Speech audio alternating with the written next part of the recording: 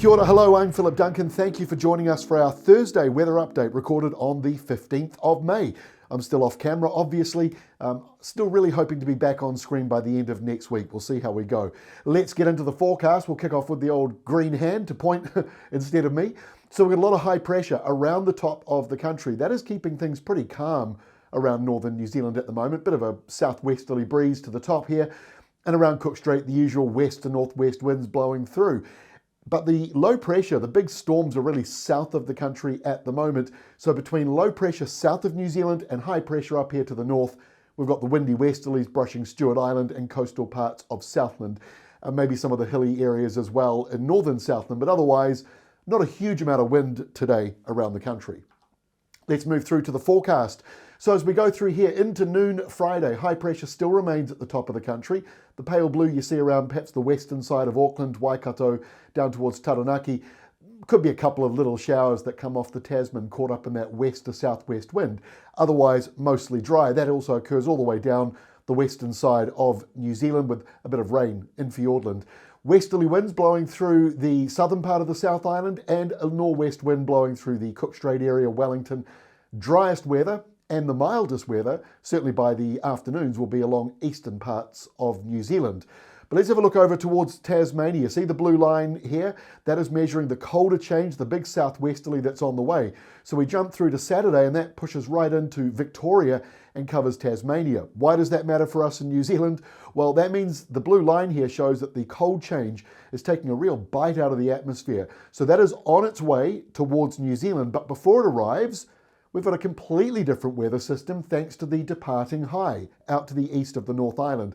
So to the top of New Zealand, you'll see all these easterlies blowing past Fiji and New Caledonia. Well, those easterlies turn around as northerlies and then northwesterlies for the North Island and the top part of the South Island. So basically, most places on Saturday are going to be mild, certainly into the afternoon and evening. And as we go through the day, the rain pushes into the west coast, moves further up the coast, although not a huge amount of rain for those more populated places to the north.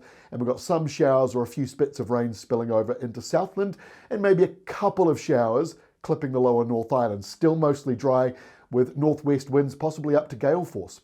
Now by Sunday, the cold front, the one that came over to Australia first, is now moving up New Zealand. So we'll see temperatures dropping for the lower part of the South Island in particular. Those southerlies move up to Wellington by the end of Sunday afternoon, and you'll see these blobs of heavy rain. And we mentioned this yesterday. These could produce some thunderstorms coming into the western side of the North Island as we go through the day, transitioning from those warm, windy nor'westers to the colder south to southwesterlies. Now these showers are going to be hit and miss. You can see some large sort of pale areas here where there's not a lot going on. So you might see on the radar some very explosive downpours, but what it looks like once it moves over land is a different story. So hit and miss downpours. Otherwise, not a huge amount of rain coming for the top of the country. And there were some showers in the South Island, but they clear away by Monday for the most part. Could still be a few lingering showers around Canterbury. The next set of rain, though, comes back into Fiordland, caught in by a strong westerly flow. But there's still a southerly around the North Island. So southerlies are expected around Wellington. There'll be some showers. They'll move into Wairarapa, the southern half of the North Island and around the eastern side as well. Dry for the most part for the top of the nation. Now, as we go through next week, the next cold front coming into Tasmania on Tuesday, but we've got high pressure rolling back on in, and that's going to bulldoze that cold change away out to the east. So the Chatham Islands have showers, a big temperature drop for you, or a noticeable temperature drop, put it that way, as we go through Tuesday.